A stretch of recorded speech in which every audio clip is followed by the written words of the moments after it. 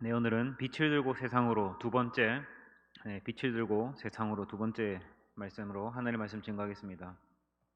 네, 시간은 지난주랑 동일하지 않을 것이니까 놀라지 마시고, 지난주 제가 너무 가혹했던 것 같아서 많이 준비했는데 좀 과했다 싶었습니다. 그래서 오늘은 훨씬 짧게 할 예정이니까 네, 이게 저는 이렇게 필을 받는다고 막 오래 가는 그런 달변가는 아니거든요.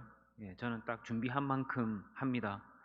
그렇기 때문에 오늘 그렇게 딱 필 받는다고 더 가거나 그런 건 아니니까 정확하게 준비된 분량이 있습니다. 지금부터 딱 30분 정도 될 겁니다. 오늘은 이제 원래 이제 뒤에 등불 여기까지 가려다가 동네를 중심으로 말씀을 전가하도록 하겠습니다. 너희는 세상의 빛이라고 하셨죠, 그죠? 예수님께서 빛이라고 했을 때 이제 두 가지 비유를 한 번에 들으셔 말씀하셨는데, 이제 그 첫 번째가 뭐냐면 산 위에 있는 동네, 그리고 두 번째가 뭐냐면 등경 위에 있는 등불의 비유입니다. 근데 오늘은 이제 이 동네를 중심으로 한번 말씀을 전가해 보도록 하겠습니다. 오늘 본문에 산 위에 있는 동네라고 말하고 있습니다. 동네. 이게 헬라어로 도시, 동네를 이제 폴리스라고 말합니다. 많이 들어보셨을 거예요, 그죠? 폴리스. 이제 우리가 흔히 알고 있는 그 어원이 됩니다. 이제 도시나 성의 의미인데 주로 이제 뭐 메트로폴리스 들어보셨어요? 그게 주로 이제 100만이 넘는 도시를 이제 메트로폴리스 그렇게 말하기도 합니다. 제가 어릴 때 아주 그 초등학교, 국민학교 3학년 때인가 2학년 때인가 열심히 했던 게임이 있어요. 심시티라고, 심시티 1. 그 흑백 화면으로 아주 어릴 때 그때 초등학교 1, 2학년생이 한번 생각해보세요. 그 영어 사전 뒤져가면서, 그때는 한글 게임이 없었거든요. 영어 사전 뒤져가면서 트래픽, 이게 교통체증이구나, 폴루션, 이게 대기오염이구나 말하면서 막 여기 했던 기억이 납니다. 그때 인구를 제가 170만까지 키우니까 메트로폴리스 100만이 넘으니까 메트로폴리스 이렇게 나오더라고요. 그러니까 그 오늘로 치면 특별시나 어떤 광역시, 그런 개념입니다. 그러니까 옛날에 이제 이런 성을 세울 때에는 그 대부분 높은 곳에 성을 짓습니다. 우리가 지금 우리나라 지형을 생각하시면 안 되고, 고대 이스라엘의 지형을 여러분이 머릿속에 그리시면서 예수님의 비유를 잘 생각해 보셔야 돼요. 그러니까 딱 주로 천년 요새다 그러면 어떻게 지어요? 이렇게 절벽이 있고 절벽 이 면을 이어서 성벽을 쌓죠. 그렇게 해서 이제 보통 왜 그렇게 합니까? 방어에 용이하기 때문에. 성벽 높이도 있고 절벽 높이도 있고, 그래서 이제 이것으로 이제 도시 전체를 에워싸는 형태로 자기들의 동네를 이렇게 성벽을 만듭니다. 그러니까 이제 성벽들을 에워싸서 만드는 게 바로 일반적인 도시 형성의 모습입니다. 그래서 이제 우리 여러분이 그 창세기 보시면 막 뭐 누구 왕도 있고 누구 왕도 있고 막 몇십 명의 왕들이 나오잖아요. 그러니까 오늘과 같은 어떤 국가 단위의 왕이 아니고, 사실은 이 어떻게 보면 그 당시에 뭐가 있었겠어요. 그냥 그 우리나라 제주도처럼 그 돌담 쌓아가지고, 돌담 이 정도로 쌓아가지고 이제 그 성 만들어서 나름 집 지어서 이제 마치 불악의 우두머리, 그런 개념으로 이제 왕 노릇을 했기 때문에 왕들이 막 몇십 명이 나오는 거거든요, 창세기에. 그러니까 그렇게 생각하시면 됩니다. 뭐 불악의 느낌. 그러니까 우리로 치면 동네 이장님이죠, 어떻게 보면 통장님이고. 아무튼 그런 배경을 두시고 오늘 이걸 쭉 읽어보시면 되는데, 이제 성경에서 산 위에 있는 동네라고 말했을 때도, 여러분 우리는 달동네, 산동네 하면 어떻습니까? 그 이렇게 막 45도 쫙 깎아지 이런데, 덕천동도 사실 어떻게 보면 산동네잖아요, 그죠? 쫙 45도에서 진짜 위에서 저기 뭐지 벽산 라인 2차에서 교회 쪽으로 내려오는 내리막길 보면 정말 막 어디 한도 끝 없이 굴러갈 것만 같은 차로 몰고 내려오면은, 근데 우리나라처럼 그런 경사 45도 느낌의 산이 아닙니다. 그러니까 거의 그 구릉지대 느낌이 있죠. 평지나 약간의 오르막길 개념.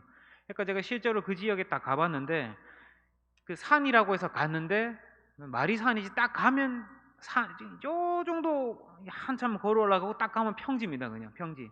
그러니까 예수님이 오늘 이 말씀을 이제 산상수훈 팔복 설교를 하셨는데, 마태복음에서는 산에서 했다 그러고 산상수훈이라 그러고, 누가복음에서는 이제 평지에서 했다고 그렇게 말하고. 그러니까 뭐예요?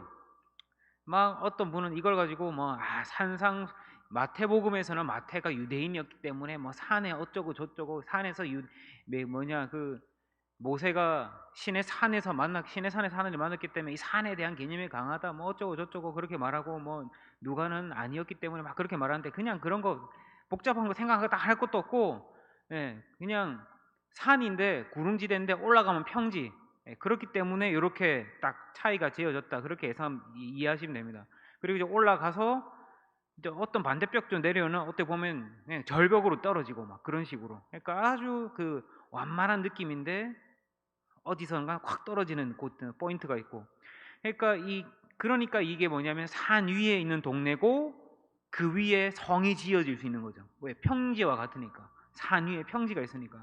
그러니까 밑에서 보면 평지인데 밑에서 보면 산인데 올라가면 평지. 그러니까 성경에서는 동네, 그러니까 성이라고 불리는 이 폴리스는 뭐냐면은 이 높은 지대에 올라가서 거기서 성을 쌓고 이제 외적의 침입으로부터 자기들을 보호하는 성을 말하는 겁니다. 그러니까 높은 곳에 있는 이유를 뭐 이제 아시겠죠? 높은 곳에 있어야 어떻게 됩니까? 적 외세의 침입이 있는지 오는지, 빨리 오는지 안 오는지를 빨리 체크할 수 있는 거죠. 그러니까 고대 시대의 전쟁에서 전쟁은 어떻게 해요? 주로 그 막 공성전이라고 들어봤죠? 그 뭐 이렇게 그 공성추 같은 거를 성벽으로 빵 때려야지 그 성벽 벽돌이 조금 무너지면 거기로 이제 해집고 들어가서 이제 성을 무너뜨려서 성을 침입하는 그런 이제 전쟁인데, 이런 산 위에 있는 동네인 경우에는 굉장히 이제 어떻게 보면 그 공략하기가 어렵죠. 그러니까 낮은 지대에 있으면 그렇게 파괴당하기가 쉽기 때문에 가파른 곳에, 그것도 어디에 눈에 높은 곳에 잘 보이는 곳에다가 성벽을 짓는 겁니다. 산 위에 있는 동네가 생기는 겁니다. 그러니까 도시라고 하는 게 보시면 그 이렇게 우리나라라고 말하기 그렇겠다. 옛날에는 어떻게 지었냐면 이렇게 여기에 동네가 있으니까 다른 데 동네를 지어야지, 그렇게 해서 동네를 지은 게 아니라 그 도시가 있었던 곳을 이제 허물지 않고 그 위에 또 도시가 올라서는 그런 개념이었어요. 그러니까 여러분 그 옛날이 아니고 그 뭐죠? 그 이탈리아에 그 화산재가 덮여져 있던 동네 이름이 뭐지? 갑자기 기억이 안 납니다. 네, 폼페이. 예. 폼페이도 보면 화산재가 확 덮었다가 그 위에 도시를 짓죠. 그러니까 이렇게 그 고대 도시를 보면 팬케이크처럼 도시가 이렇게 레이어로 이렇게 차곡차곡 쌓여 있습니다. 그러니까 집이나 이런 것들을 부수거나 또는 그대로 그 상태 위에서 또 다른 문명을 세우고 되는 거. 그러니까 지금도 로마 같은 데에는 문명을 파보면은 고대 그리스 로마 문명이 나오고 또 그 밑에를 파보면은 또 그 밑에 전 시대의 문명이 나오고. 그러니까 한 도시나 한 문명이 무너질 때마다 지대가 어떻게 보면 계속해서 높아지는 거죠. 높아지는 거. 그러니까 지금 여기에 올라가게 된 사람들, 이스라엘 사람들이 이제 그렇게 높아진 지대를 뭐라고 부르냐고 그러면은 텔이라고 부릅니다. 텔. 그래서 여러분 이스라엘의 수도의 이름이 뭡니까? 텔 아비브. 아비브 언덕 구름 그런 개념입니다. 그리고 뭐 부엘세바부터 단에서부터 부엘세바까지 했을 때 그 단 지파가 있던 곳을 텔단, 그 단 지파가 있던 언덕, 거기도 가봤거든요. 어쨌든 반복적으로 이렇게 문명으로 텔을 형성하고 그 성들이 자리를 계속해서 잡아가는 형태. 그러니까 결국은 사람들이 살고 있는 성이라는 곳은 어떻게 됩니까? 동네라는 곳은 어떻습니까? 이 고대 시대에 보일 수밖에 없습니다. 왜? 높이 있으니까. 높은 곳에 지어야만 안전하고 높은 곳에 있을 수밖에 없는 그런 형태입니다. 그러니까 예수님이 만약에 오늘 우리나라에 오셨으면 너희는 고층 아파트니라고 했을 수도 있을 것 같아요. 보일 수밖에 없으니까. 그러니까 어쨌든 예수님이 하신 말씀은 뭐냐? 우리 그리스도인도 이 세상에 있는 많은 사람들에게 노출될 수밖에 없다. 보여질 수밖에 없다라고 하는 것을 딱 보여주시는 겁니다. 그러니까 낮에는 그 성문이 열리죠. 성문이 열려서 사람들이 나와서 반일도 하고 목축도 하고 막 나와서 왔다 갔다 하지만 밤이 딱 되면은 성문 닫아버립니다. 성문이 닫혀버립니다. 그러니까 어떻게 됩니까? 그 성이 멀리 있고 그 성 안에, 그러니까 그 성이 딱 닫히는 순간 어떻게 돼요? 성 안에 사는 사람들과 성 밖에 사는 사람들이 딱 구분이 지어지는 거예요. 딱 구분이 지어지는 거. 그러니까 성 안에 있도록 허락되어 있는 사람들에게는 그 성 안에 있는 그 법치의 통치를 받으면서 살아가게 됩니다. 그러니까 우리가 이 성 안에서 이루어지는 통치는 모든 백성들에게 미쳐서 그 안에 통용되는 법을 따라서 이제 도시 안에서 살아가도록 이루어지는 그런 개념인 거죠. 그러니까 결국 이 예수님이 이 비유를 통해서 우리에게 하시고자 하는 그 말씀의 핵심이 뭐예요?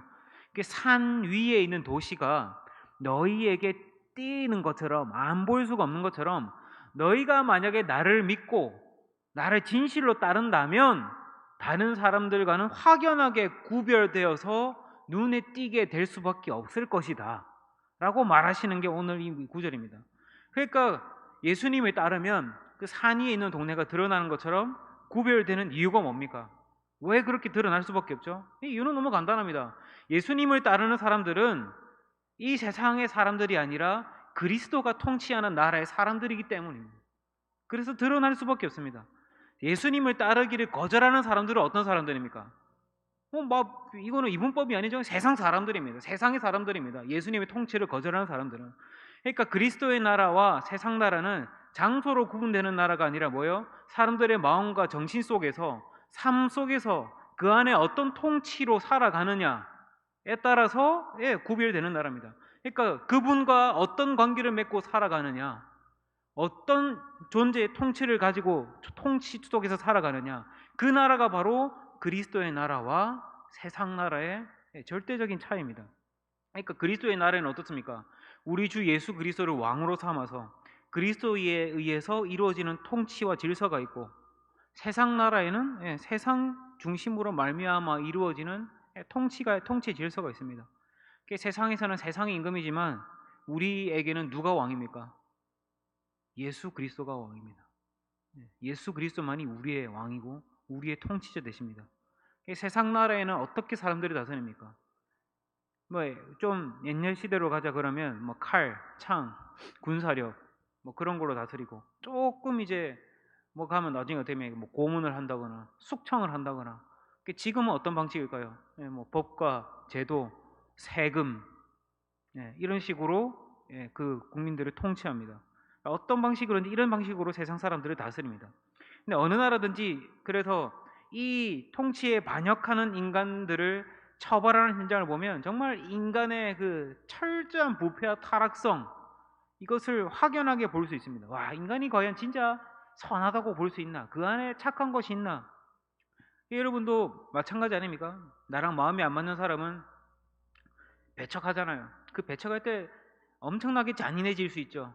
가혹해질 수 있죠. 그리고 예전에 여러분 혹시 예전에 인디아나 존스였나? 아십니까? 이렇게 보셨네. 감사합니다. 이렇게 인디아나 존스의 사지가 이렇게 딱 묶여 있고, 이렇게 위에는 도끼로 사람 몸뚱아리만한 도끼가 이렇게 있어요. 도끼날이. 그래서 그게 추처럼 왔다 갔다 하는 거예요. 이렇게 붕붕 하면서 이제 사람은 그 밑에 딱 묶여 있고, 이게 이제 실제로 영화에서 보여준 모습이 아니라 실제로 호주에서 영국인들이 이제 그 호주 원주민들을 박해할 때 써먹었던 방법입니다. 그러니까 이제 원주민들이 사지가 딱 묶여 있고 그 위에 추가 이렇게 빙빙빙 도는데 이제 사람 크기만한 도끼잖아요. 근데 이제 줄을 탁 끊으면 이제 쫙 하면서 땅을 이제 스치면서 이제 때리는 거예요 이제. 근데 이제 바로 내려오는 게 아니라 천천히 내려온다고. 그 딱 자기 눈앞에서 이렇게 왔다 갔다 이렇게 천천히 내려온다. 그러면 이제 배가 나온 사람은 배부터 달 거고, 대가리가 큰 사람은 대가리부터 달 건데, 어쨌든 그런 식으로 이제 딱 대칭으로 반으로 잘려서 이제 죽는 거죠. 이런 종류가 되게 많죠. 우리나라도 마찬가지 아닙니까? 그 일제 시대 때만 해도 그 손가락 끝부터 슬라이스로 자르고, 또 알죠? 그 관인데 앞뒤로 가시로 가득 채워진 관이라서 딱 들어가면 서지도 못하고 눕지도 못하고 기대지도 못하는 상태로 이제 거기서 그냥 아예 피를 조금씩 흘리게 하다가 결국은 죽어버리게 만드는, 그러니까 이런 형벌들이 있는 거죠. 세상이 인간을 다루는 방식이 바로 이런 방식입니다. 힘으로, 협박으로, 통치로, 권력으로.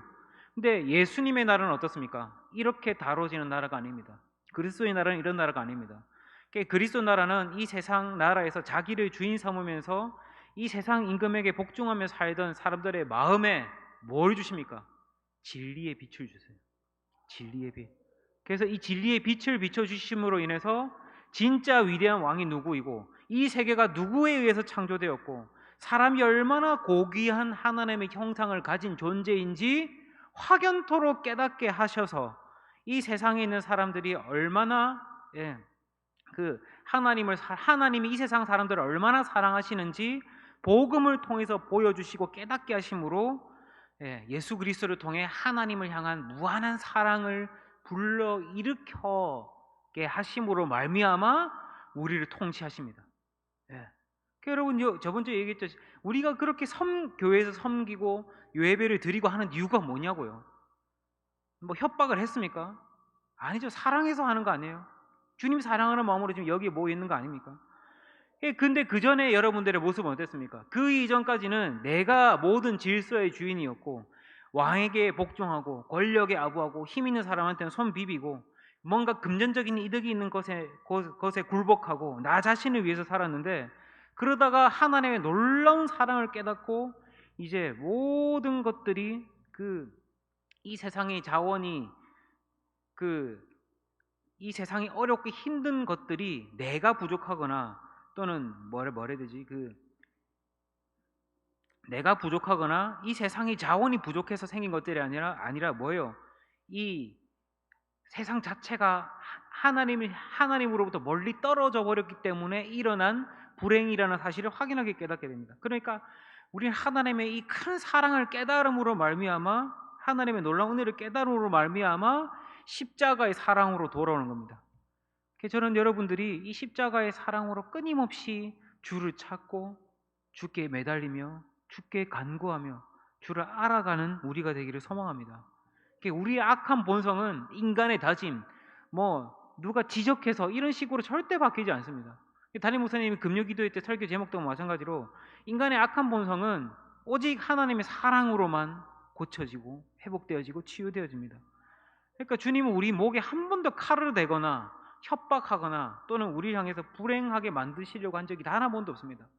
우리가 지금 불행하고 힘들고 고통 가운데 있는 이유는 순전히 우리의 죄악 때문입니다. 믿으십니까? 그러니까 여러분, 하나님 앞에 하나님이 때리신 것 같아요, 하나님 두드려 맞았다라는 표현하는 사람이 있지만 절대 그거는 착각이라니까요. 당신의 행동의 결과에 대한 열매입니다. 근데 그럼에도 불구하고 하나님은 그 열매를 사용하셔서 선으로 사용하심으로 말미암아 하나님 당신에게 돌아오시도록 하는 하나의 촉매의 역할을 하십니다. 그러니까 하나님은 놀라운 사랑 아닙니까? 그러니까 이제 하나님은 두려운 심판으로 우리를 다스리시는 것이 아니라 예수님의 그 따뜻한 십자가의 공로, 피의 공로로 우리같이 더러운 인간들을 부르시고 깨닫게 하시고 우리의 마음에 커다란 불과 같은 사랑을 불러일으키셔서 하나님의 예수 그리스도의 통치를 받도록 우리를 불러 세우신다는 것입니다. 우리 이 찬송가 있잖아요. 나 같은 죄인 살리신 주 은혜 놀라와. 나 같은 죄인을 살리신 주 은혜에 놀라고 계십니까? 놀라고 계십니까? 이 사랑을 깊이 깨달으면서 주님의 사랑의 감화를 받고 이제 우리는 하나님의 사랑을 거스리면서 살아간 그것 때문에 예수님께서 십자가에 못 박히셨으니 이제는 내가 내 뜻대로 사는 것이 아니라 주님의 통치의 방법대로 살겠습니다. 그리스도의 십자가의 통치 안에서 살겠습니다. 그러니까 아까 말한 산 위에 있는 동네 생각해보세요. 성 밖에 사는 사람들은 그 성 안에 들어가는 사람들을 보면서 뭐라고 생각했어요? 우리는 저 성 안에 사는 사람들이 아니라는 것과 성 안에 있는 그 사람들은 한결같이 그 성 안에 있는 왕의 통치를 받으면서 사는 사람이라는 뚜렷한 아이덴티티의 구분이 있다라고 하는 것을 인식하지 않을 수가 없는 거예요. 깨닫지 못할 수가 없는 거예요. 그러니까 우리 그리스도인들이 숨길 수 없는 특징, 세상 사람들이 보기에 우리 같은 그리스도인들이 감출 수 없는 특징은 뭐냐면 자신들과는, 세상 사람들과는 전혀 다른 통치 속에서 살아가고 있다라는 그 분명한 사실을 깨닫게 되는 거예요. 분명한 사실. 그러니까 우리는 어떻게 보면 정반대로 놀잖아요. 세상 사람들과. 세상 사람들은 벌벌벌 떨고 두려워하는 거에 있어서 우리는 전혀 아무렇게 반응하지 않은 경우가 많습니다. 또 반대로 세상 사람들은 아무렇지도 않게 평안하게 생각하는데 우리는 그것으로 인하여 근심하거나 벌벌 떠는 경우가 많습니다. 왜 그렇습니까? 각각 다른 통치의 질서 속에 살고 있는 존재들이기 때문에. 그 제가 저번에 얘기했잖아요. 내 안에서 악의 뭔가 죄가 안 느껴지는 죄의 저항이 느껴지지 않으면 결이 똑같아서 그렇다고. 결이 똑같아서 우리가 그렇다는 것입니다. 그러니까 우리가 그러면은 여기서 질문이 생길 수 있습니다. 오늘날 많은 그리스도인들이 있습니다. 정말 통계적으로는 정말 많은 기독교인들이 있습니다. 그럼 이 세상 사람들이 섞여 살 때 예수 믿는 사람이라고 고백하기 전까지는 절대 그 사람이 그리스도인인지 알 수가 없지 않습니까? 목사님 그렇게 말할 수 있잖아요, 그죠?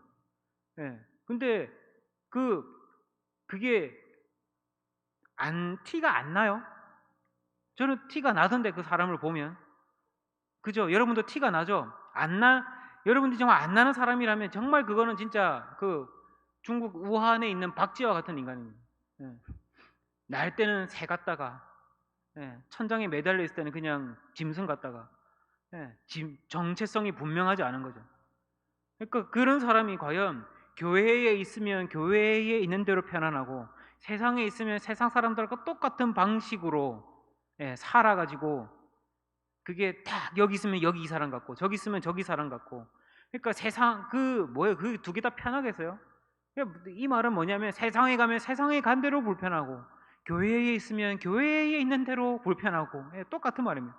그러니까 정체성이 분명하지가 않은 거죠. 그러니까 예수님께서는 오늘 당신을 믿고 따르는 제자들에게 너희는 빛이다, 너희는 빛이 되라가 아니라 너희는 빛이다 라고 하셨고, 이제 산 위에 있는 동네, 산 위에 있는 성, 산 위에 있는 마을이라고 하셨을 때, 그러니까 예수님을 따르는 한 그 사람들은 이제 세상 사람들과는 어떻게 될 수밖에 없다고요? 네, 구별될 수밖에 없습니다. 네, 구별될 수밖에. 그러니까 구별하려고 굳이 딱히 노력하려고 하지 않아도, 예, 예수 그리스도를 충실히 따라가다 보면 그게 구별되어지는 게 보일 수밖에 없습니다. 그렇지 않습니까? 만약에 어떤 구별도 없다, 그럼 그게 신앙이겠냐고. 예, 어떤 구별도 없다. 그게 제가 말한 건지 외형적으로 비치는 모습을 말하는 게 아닙니다. 그러니까 어떤 사람들은, 그러니까 우리가 지금 뭐 두 가지 분류가 있잖아요. 그러니까 이 세상이 우연히 생겼다라고 말하는 사람이 있고, 또 한 부류는 어떤 사람이 있고, 이 세상이 하나님에 의해 창조되었다라고 믿는 사람이 있고, 또 어떤 사람은 인간이 가지고 있는 잠재력이 무한해서 조금만 노력하면 완전한 인간이 될 수 있다라고 말하고, 또 어떤 한 사람은 죄로 말미암아 철저하게 타락한 인간이 우리들이다 라고 말하는 사람이 있고, 또 한 사람은 하나님 없이도 씩씩하게 잘 살 수 있다. 근데 또 한 사람은 뭐예요? 하나님이 없이면 도저히 살 수가 없다. 오직 주님만이 나의 전부가 되신다. 또 한 사람은 나라는 인간의 이성이 진리의 궁극의 원인에 도달할 수가 있다라고 믿으면서 사는 사람이고, 또 한 사람은 뭐예요? 하나님, 그러니까 우리가 믿고 있는 이 성경 위에는 어떤 것도 근본 진리가 될 수 없다. 한 사람은 자기 야망에 살고, 한 사람은 주님의 사랑의 감화를 받으면서 살고, 또 한 사람은 세상 자체를 자기가 정복해야 할 대상으로 삼지만, 우리는 뭐예요? 이 세상 사람들이 어떤 사람들입니까? 하나님의 형상을 가진 또 다른 존재들입니다. 또 누군가에게는 이 세상이 고작 원숭이로부터 고등 진화된 존재일 뿐이겠지만, 우리에게는 어떤 존재입니까? 하나님의 거룩한 뜻을 깨닫고 하나님의 말씀으로 말미암아 살아가는, 그래서 인간에게 그것을 깨닫는 빛을 주셔서 온전히 그 거룩한 복음의 빛을 받으면서 사는 사람들이라고 생각합니다. 그러니까 우리는 사는 목적과 양식 자체가 다릅니다. 세상 사람들은 자기를 위해서 살다가 자기 이름을 드러내다가 마지막에 자기 이름을 남기고 싶어 하다가 죽고 싶어 하지만, 우리는 어떻게 죽고 싶어 합니까? 오직 하나님의 영광을 위해 살다가 이름도 없이 빛도 없이 죽어도 괜찮습니다. 네, 우리는 그런 존재들입니다. 그러니까 삶의 양식이 다릅니까? 같습니까? 다를 수밖에 없죠. 양식이 분명할 수 없을 정도로 섞여 있다는 게 가능하겠냐고요. 이 두 사람이. 불가능한 일입니다. 다 구분이 안 되어진다는 거는. 그러니까 결국은 우리가 정말 신앙의 원리를 따라서 그 최고의 성스러운 삶까지는 살지 못한다 할지라도, 성경이 우리에게 가르쳐주는 이 핵심적인 진리를 붙들고 그 길로 걸어가면, 그 길을 애쓰고 살아가면 며칠 안 돼서 티가 날 수밖에 없습니다. 달라질 수밖에 없습니다. 아니, 달라지는 게 아니라 다르게 구분되어질 수밖에 없습니다. 왜? 산 위에 있는 동네이기 때문에. 하루 만에 다 티가 나버립니다. 밤에 성 안에 들어가냐, 성에 들어가지 않느냐, 예, 감추일 수가 없습니다. 그렇기 때문에 이 우리 교회는 어떻습니까? 세상과 구별되어질 수밖에 없는 것이 바로 우리 교회라는 존재들입니다. 저는 뭐 여러분들에게 몇 번 제가 간증을 해서 아시겠지만 저는 제가 26에 회심을 했어요. 정확하게. 물론 본격적으로 교회를 다닌 것은 25살 때부터입니다. 거기서 열심히 수련회도 가고 은혜도 많이 받고 뭐 방언도 하고 초등부 교사로도 섬기고 고등부 교사로도 섬기고 청년부 또 뭐 부회장도 섬기고 막 열심히 뭐 방언도 열심히 하고 기도도 열심히 하고 막 그랬어요. 진짜 하루에 매일 성경 2, 30장씩 읽고 하루에 예배도 제가 다니던 얘기했죠. 그 1,000번째 저 새벽 오전 11시 밤 9시 하루에 3번씩 예배를 드리고 정말 열심히 신앙생활을 했습니다. 근데 지금 돌이켜 보면 그거는 전혀 회심은 했던 모습은 아니었어요. 제가 말하는 회심은 조금 이제 신학적인 용어로 가는데 어쨌든 나중에 설명해 드릴게요. 어쨌든 제가 지금 말한 그 당시에는 그 이제 회심을 진정한 제가 하나님 앞에 회심을 한 건 뭐냐면은 신학교를 입학하기 딱 한 3개월 전의 일이었습니다. 3개월 전에. 그 현상이 뭔지 몰랐어요 그때는. 왜냐하면 저는 나름대로 열심히 교회를 섬기고 있었고 하나님 믿고 있다고 아멘으로 늘 화답하고 있었고 확신이 있었고 그리고 그 뭐지 그 막 은혜도 엄청 많이 받고 눈물도 많이 흘리고 저는 그게 제 믿음의 어떤 아이덴티티가 증명이 된다고 생각했어요. 그렇게 근데 이 어느 날 누가 가르쳐주지도 않았고 배워본 적도 없는 현상이 저에게 확 임하니까 뭐 그때는 제가 특별한 기도회를 한 것도 아니었고 그냥 말씀을 듣는 중에 음악도 없었어요. 그냥 기도하다가 혼자서 막 대단한 설교를 듣고 있던 것도 아니고 그냥 성경 앞에 펼쳐놓고 음악도 없이 혼자 기도하다가 일어난 현상이에요. 어떤 현상이냐 막 뭐 신비스럽고 그런 게 아니라 정말 말할 수 없는 탄식이 저를 휘감는 거. 말할 수 없는 탄식. 어떤 탄식이냐 내가 죄인이라는 사실과 죽어 마땅한 인간이라는 사실, 존재할 가치가 1도 없는 인간이라는 사실. 그러니까 이 세상에서 단 한순간도 살아갈 존재가 가치가 없는 찌끌과도 같은 존재라는 명확한 진리의 빛이 저를 탁 때리면서 고통스러워서 견딜 수가 없는 상태. 고통스러워서 당장 내가 왜 살아야지, 내가 지금 왜 살고 있지, 고통에 몸부림치는 중에 딱 성령께서 불꽃같이 깨닫게 하신 것이 뭐냐면 이제 그러니까 예수 그리스도께서 너를 위해 십자가에 못 박히셨다.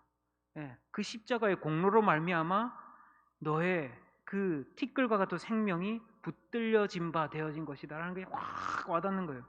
그러니까 어떻게 돼요? 분명히 그 전에도 알고 있었고 믿음으로 아멘도 화답했던 내용들인데 이게 효과적 그 효력으로 저에게 닥쳐오니까 물리적으로 두드려 맞은 것처럼 호흡조차도 힘들어질 정도로, 호흡조차도 힘들어질 정도로. 그러니까 텅 빈 예배당에서 기도하다가 울고 길 가다가 울고 또 그냥 밥 먹다가 울고 한 3달 정도를 그렇게 울었습니다. 신학교 입학하기 직전까지. 그러니까 감사와 안도와 또 탄식과 허망함과 또 기쁨과 이것들이 수도 없이 교차하면서 이 죄인이라는 탄식과 그러니까 이런 은혜의 빛을 받을 수 있었던 이유는 뭐 여러 가지 요소들이 있었을 겁니다. 여러 가지 요소들이 있었을 거지만 만약에 제가 그 교회를 섬기면서 다니면서 그 교회 안에 있었던 사람들이 만약 그 사람들이 세상 사람들과 똑같은 인간들이었다면 제가 그리스도 없이 살았었을 때의 상태의 모습과 똑같은 인간들의 모습이었다면 저는 아마 그 빛을 받기 굉장히 힘들었을 거거든요. 왜 그러냐면 전혀 다른 생활 방식, 다른 결정의 방식, 하나님을 바라보고 의지하는 삶, 하나님만을 바라보고 지체들을 사랑하는 그 순종적인 태도, 그 모습들이 하나의 기준점과도 같이 되어서 저로 하여금 하나님을 깨닫게 해주는 그런 또 하나의 기준점과도 같은 모습들이었거든요. 그러니까 교회 안팎에서 위대하게 살아가고 있는 그 사람들 덕분에, 여러분들과 같은 사람들 덕분에 저 같은 죄인이 그 회심에서 하나님 앞에 진정으로 돌아오게 될 수 있었던 겁니다. 그렇기 때문에 우리 이 교회는 세상과는 확연하게 구분되어질 수밖에 없습니다. 그러니까 세상 사람들이 분명히 교회에 올 때는 어떤 기대 심리를 가지고 옵니다. 어릴 때 왔든 뭐 나이가 좀 들어서 왔든 세상 사람과는 다른 사람, 나와는 뭔가 다른 사람이 들일 것이다 라고 하는 어떤 기대감 속에서 교회에 옵니다. 근데 우리는 어떤 의미에서 여기에서 굉장히 큰 실수를 하죠.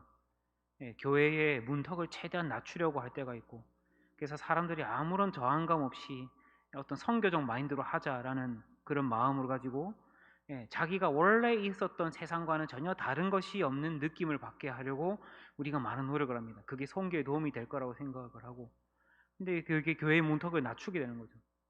그게 지금 그 예전에 우리 승기 간사님이 저에게 아주 탄식을 하면서 고백했던 내용들이 있거든요. 뭐 다들 아실 만한 내용이라도 제가 얘기를 하겠습니다. 그 이제 한창 본인이 방황하면서 어렸을 때 어떤 아가씨랑 연애를 했는데, 이제 오빠는 교회를 다니지 않는 사람 같아서 너무 좋아. 그랬대요. 그러니까 본인은 그때 그 말을 들었던 게 아직도 되게 마음에 남나 봐요. 그러니까 여러분, 그 교회에 와서 오히려 지금 교회에 와서 뭔가 해보려고 하는 사람들은 그냥 자기가 살고 있는 세상과 똑같은 걸 기대하는 게 아니라 종교를 믿고 있는 사람들이 자신과 많이 다르다는 것에 대해서 그 자기가 종교를 가져야 될 필요성을 느끼게 되는 겁니다. 구분되어질 수밖에 없는 어떤 모습 속에서. 예전에 우리 교단 같은 경우는 이런 게 좀 덜한데, 어떤 다른 교단에 있었던 교회 이야기인데, 어떤 그 교회에서 그 청년부 안에서 사랑방 전도 축제 같은 걸 했대요. 거기서 이제 사랑방 전도 축제 같은 걸 하는데, 그 청년부를 담당했던 전도사님이 어떤 청년 지체 자매 한 명을 부르더니 노래를 잘하는 청년이었나 봐. 불러가지고 야, 우리 안 믿는 청년들이 좀 올 텐데 너한테 순서 하나 줄 테니까 거기서 그 가요 하나 불러봐. K-팝으로 하나 쫙 못 들어 이렇게 불러봐 그랬대요. 그러니까 이제 그 자매는 황당하잖아요. 싫어요 그랬대요. 못 하겠다 그랬대요. 그러니까 그 전사님이 너는 왜 그렇게 생각이 짧냐? 그 걔네들이 다 안 믿는 애들인데 찬송가 부르고 복음성가 부르면 걔네들이 좋아하겠냐? 세상에서 듣던 노래 교회에서 들을 수도 있다면 얼마나 좋아하겠냐? 그러면서 이제 그렇게 이제 그 두 사람이 묘한 신경전에 딱 들어가게 된 거죠. 묘한 신경전에. 그러다가 이제 그 자매가 그래도 그건 아닌 것 같습니다. 저는 할 수 없습니다. 당차죠. 그 전도사님도 이제 상심을 한 거예요. 같은 교역자도 아니고 이 성도에게 그런 말을 들었으니 얼마나 그거 했겠어요. 근데 나중에 이 전도사님이 결국은 말씀으로 인해서 그 자신의 그 모습을 깨닫고 그 자매를 불러서 그랬대요. 미안하다. 내가 실수했다. 그게 아니었다. 아니었다. 우리는 그렇게 사는 존재들이 아니다. 그게 정말 아닙니다. 우리는 이 세상을 묵상하고 이 세상을 생각하고 움직이는 정신이 무엇인지 분명히 알아야 됩니다. 그리스도 많은 사람들이 교회가 뭔가 다르기 때문에 못 오는다라는 생각을 가져야 될 것이 아니라 무엇이 그리스도의 복음으로 돌아오지 못하도록 방해를 하고 발목을 붙잡고 있는지 연구하고 공부하고 헌신해야 됩니다. 이거에 대해서는 상당한 양의 어떤 또 학습도 필요합니다.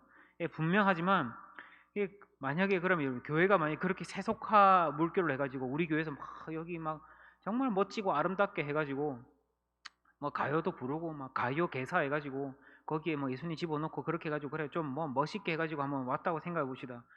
그렇게 오면 오겠어요?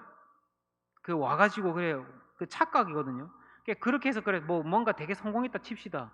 그렇게 해서 그 사람들이 그걸 보고 오면 무슨 소용이 있습니까? 그게 무슨 의미가 있습니까? 예수님은 너희는 세상의 등불이니 너희는 세상의 빛이니 했는데 그 빛이 뭐 무슨 빛입니까? 그냥 거의 타가지고 꺼지기 직전에 막 탄 냄새 나는 막 그런 희미한 불빛 아닙니까? 그러면 무슨 연막탄도 아니고. 그러니까 오히려 예수를 믿는 사람들은 그냥 그렇게 세상을 연구하고 어떻게 하든지 그 세상에 있는 사람들이 하나님의 형상을 가진 사람들이기 때문에 우리가 책임감을 가지고 그들을 구원하고 빛 가운데로 오도록 이끌어야 하겠다는 생각을 잊지 말아야 될 것입니다. 그 사람들을. 그러니까 타협을 하고 세속화될 때 교회가 어떤 변화가 일어날 것이라는 기대는 우리는 꿈에도 가지면 안 됩니다. 저도 예전에는 그런 생각을 많이 했어요. 교회가 좀 신식으로 멋있게 하면 사람들이 좋아해서 올 텐데 착각이더라고요. 네. 그렇게 해서 제대로 믿었다는 사람 별로 없습니다. 오히려 우리가 진짜 더 필요한 건 뭐냐면 누구도 의식하지 말고 예수 믿는 사람다운 삶으로 그 신념으로 한 길다운 그 길을 걸어가십시오. 예수 그리스도를 따르는 삶을 사십시오. 내 안에 진정한 예수 그리스도의 통치가 있는 삶을 사십시오. 네.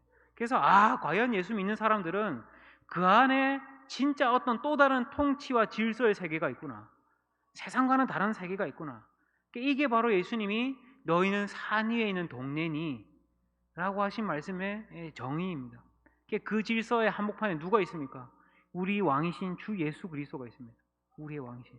그래서 우리의 지금 모습이 어떻습니까? 각자의 생각이 다르고 특징도 있고 판단력도 다르고 지식도 다르고 모든 게 다 다릅니다. 성향도 다르고 다 다른데 그러나 우리는 뭐예요? 예수님이 말씀하시길 성경이 말하길이라고 하면 우리는 아멘이라고 하며 순종해 나가는 존재들입니다. 왜? 무엇에 있어서요? 하나님 나라를 이루어가는 방법.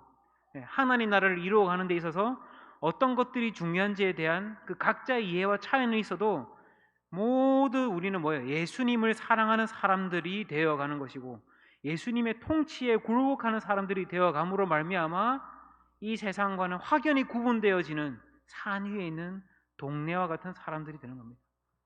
우리 각각 지금 다 다르지 않습니까? 직장도 다르고 전공도 다르고 섬김의 자리도 다 다르고 사실 그 안에서 의견도 다 달라요. 근데 그 다 다른 것들이 있어도 우리는 세상 사람들이 보기에는 저 사람들은 저렇게 다 다르게 보여도 그 중심에는 예수 그리스도가 통치하시는구나.